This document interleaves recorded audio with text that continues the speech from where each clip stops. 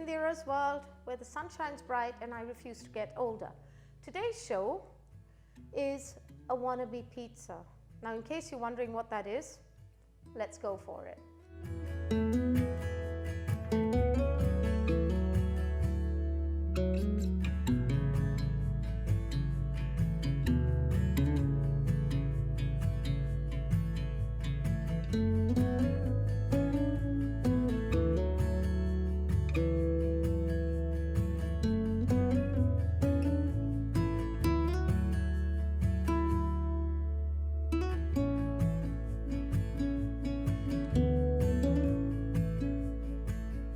Right, here we have it. I've got two pizza bases which I've kind of left in an oven for about 10 minutes just so they get warmed through, slightly cooked. And here I have 400 grams of minced beef. You can use minced chicken, plant-based mince for vegans. You can use whatever you fancy, minced lamb.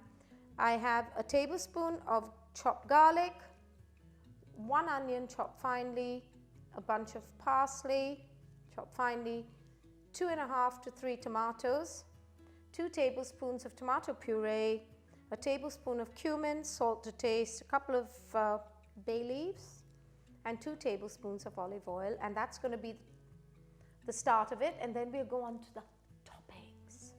So let's do it. Okay, now I'm going to start with 2 tablespoons of olive oil. As you know, I am a big fan of olive oil, and for those who've seen the show before. And also, I don't like using any more than 2 tablespoons of olive oil. It's kind of my limit. 1 teaspoon of garlic, chopped finely. I am a bit heavy on garlic, good for the blood. Now, I have here a finely, well, as finely as I could, chopped onion, and parsley can actually go in later. So I'm going to put in the tomato, 2 to 3 chopped tomatoes if they're medium size. If they're large, you just need 1.5. So that's gone in there.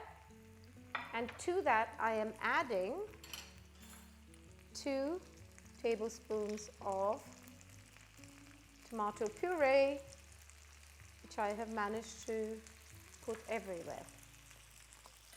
Now, I'm going to stir that through till the onions go clear.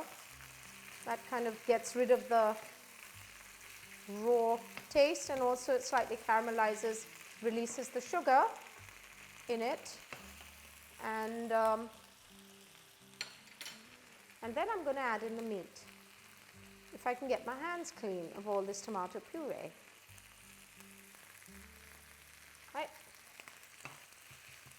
And here goes in my 400 grams of minced beef. As I said, you can use whatever meats you want. I actually quite like quorn, and I like plant-based mince meat as well for vegans. I'm not vegan, but I do prefer to try different alternatives. Chicken mince is great. Can be a little dry at times. Now we're going to cook that through.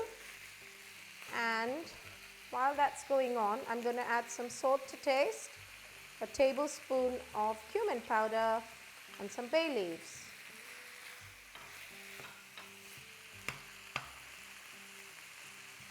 So I'm going to let that cook through. You can add in a cup of water to prevent that from getting too dry, but I think if you do cook it, it has enough juices of its own because the tomato and onion will release water.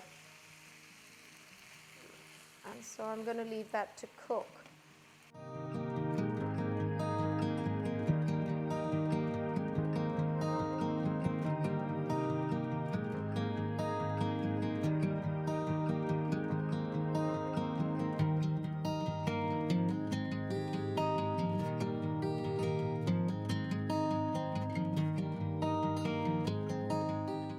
Yeah, this is approximately what I like it to look like. It actually smells amazing, and it's ready to top up my Middle Eastern pizza. So I'm going to toss that aside. Right, now enter 1 pizza base. Now I've got a few toppings here. Now again, this is completely subjective. And if you have children, God help you, because they will want everything they're not supposed to have on here and what you don't have in your cupboard or fridge. So here we have it. I have got practically everything I could find. In case it's not here, then it doesn't exist on my planet. Right, so here we have it. I am going to take a little olive oil and brush my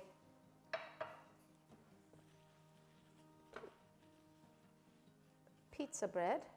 Now, as you notice, this was slightly Middle Eastern in its makeup. So that's going on.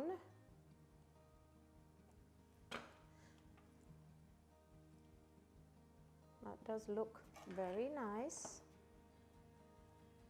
And if you know what's good for you, you will say it tastes very nice.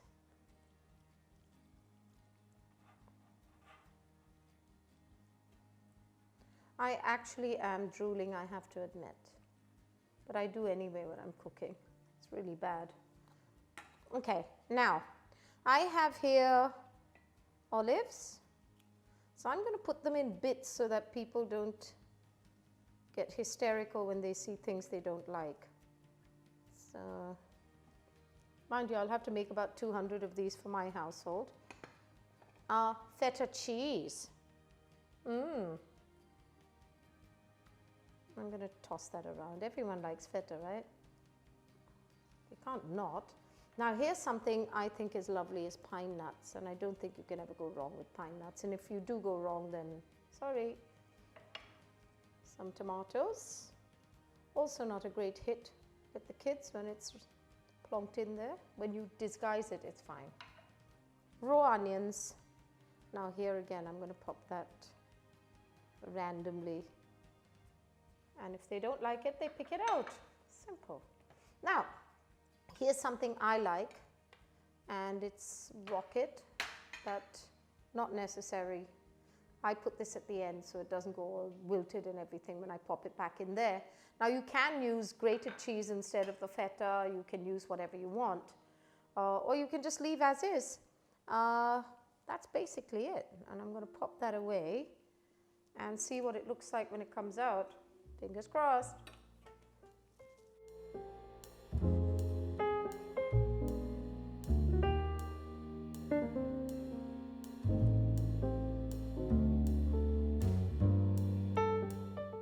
Here we have some rocket.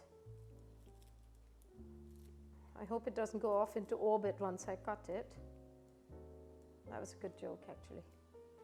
And some mint. I always feel Middle Eastern food is complete with a lot of nice fresh herbs. And I'm going to throw in some more of these just to make it look pretty. And here we have my vicious looking cutter and a slamming door. The joys of cooking at home.